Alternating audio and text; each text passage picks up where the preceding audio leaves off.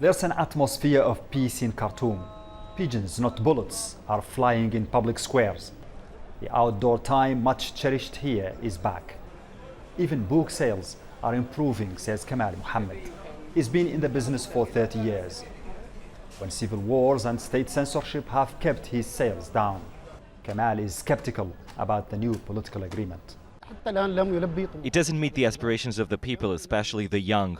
Few former regime leaders are being held responsible for their actions. The young generation was underrepresented in the talks. What's being done may well lead to a reproduction of the crisis. This man is even more vocal. It's too early to celebrate. Protests need to continue. Our revolution is hijacked through a soft landing agreement by political entities that jumped on the bandwagon at the last minute and took us into talks over power sharing. The process is also conducted by Western powers. They brought people with zero knowledge about Sudan to rule us. I'm now standing at the center of old Khartoum, a place seemingly frozen in time with zero progress since colonial days. Only it's filled with a new generation. People born in destitution and amid crises under the regime of Omar al-Bashir. Now that he's gone, they're impatiently waiting for the fruits of change.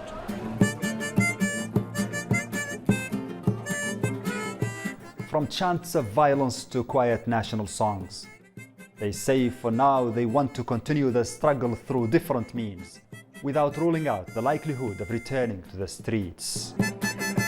With unemployment between 20 and 30%, the young have little to do but monitor the developments. Many say they like the new Prime Minister who was appointed after a power-sharing agreement between the military and protest leaders. They hope he'll fulfill his promise to bring about solutions.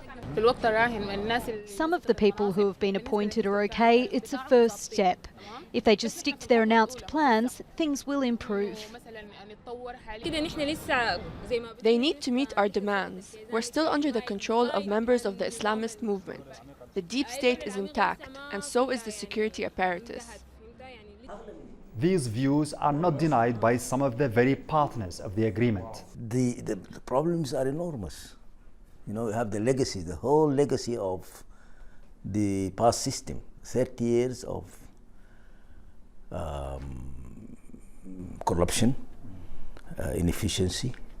We are close. We see land.